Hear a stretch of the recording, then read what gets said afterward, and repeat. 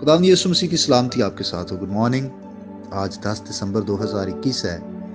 चूँकि इन दिनों हम दुआ के मजमून पर सीख रहे हैं, कल एक भाई ने मशवरा दिया और ये सवाल भी किया कि दुआ करने का दुरुस्त तरीकाकार क्या है।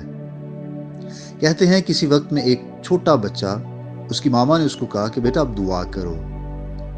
उसको दुआ करना नहीं आती थी और उसने दुआ करना शुरू की, ABCDEFGHIJK। उसकी मामा ने कहा कि बेटा ये कौन सी दुआ है।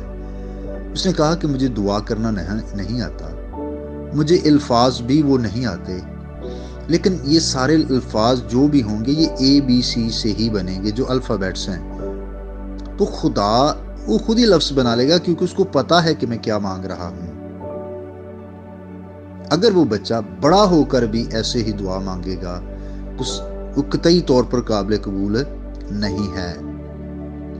ये हकीकत है कि जिस तौर से हमें दुआ मांगना चाहिए हमें नहीं आता, लेकिन अगर हम सारी उम्र ही गुजार दें और फिर भी हमें दुआ करना ना आए, ऐसे जैसे कलाम कहता है, तो फिर हम पर अफसोस है। लेकिन ये शुक्रगुजारी की बात है कि खुदा हमें मौके देता है कि हम अगर इससे पहले नहीं सीख पाए तो अब सीख लें। इसलिए मैं आपको दुआ का जो दुरुस्त तरीकाकार है या दुआ की जो एक तरतीब है वो मैं आपको बताना चाहता हूँ। याद रखिए, जब भी आप खुदा के हुजूर झुकते हैं तो सबसे पहले आप खुदा की तारीफ करें। खुदा की हम्दो सना में वो लफ्ज़ बोलें जिनका आपको खुद भी पता हो और जिनका मतलब महफूम भी आपको समझ आ रहा हो। ये ज़रूरी नहीं है कि आप बड़े मुश्किल लफ्ज़ बोलें और आपको खुद भी उनका पता ना हो। मैं बार बार इस चीज़ पर इन दिनों जोर दे रहा हूँ, क्योंकि ये बहुत ज़रूरी है कि जो कुछ आप कह रहे हैं उसको आप समझ भी रहे हों। इसलिए दुआ का जो पहला हिस्सा है, पहला जो पोर्शन है, वो खुदा की तमजीद और खुदा की हम्दो सना का है। जैसे कि आम तौर पर हम कहते हैं कि खुदा तू कदूस है, तू ए खुदा मौजूद है, या जो भी खुदा की सिफात में लफ्ज़ हम बोल सकते हैं हमें बोलने चाहिए। फिर इसके बाद हमें खुदा के हुजूर अपनी खताओं, गलतियों और गुनाहों का इकरार करना चाहिए और मुआफ़ी मांगनी चाहिए। खुदा की हम्दो तारीफ़ के बाद ये बहुत ज़रूरी है कि हम अपनी खताओं का इकरार करें।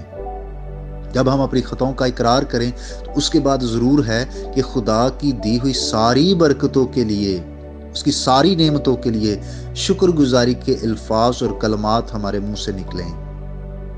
आप मुख्तलिफ बातों के लिए खुदा का शुक्र अदा कर सकते हैं। खुदा ने हम सबों को बहुत कुछ दिया है, हमें उसका शुक्र करना चाहिए।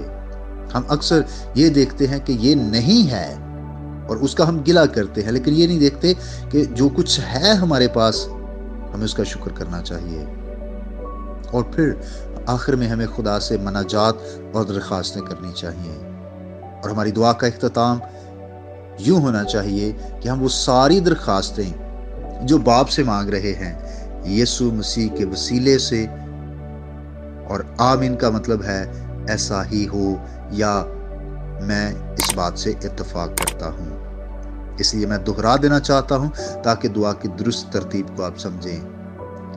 पहला पोर्शन खुदा की हम्दो तारीफ, दूसरा पोर्शन खुदा के हुजूर अपने गुनाहों का इकरार और मुआफ़ी, तीसरा पोर्शन शुक्रगुजारियाँ, और चौथा पोर्शन जिसमें आप अपनी दरख्वास्तें और मनाजात खुदा से मांगें।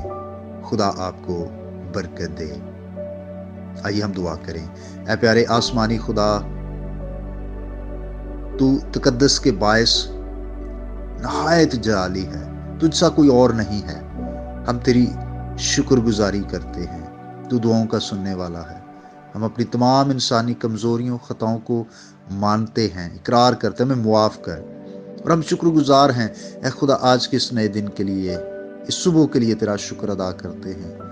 और दुआ है खुदा कि आज का दिन हम तेरी मर्ज़ी के मुताबिक गुजार सकें। प्यारे बाप, मैं अपने तमाम भाई और बहनों के लिए जिस पैगाम को सुन रहे हैं, برکت و سلامتی کی دعا مانگتا ہوں۔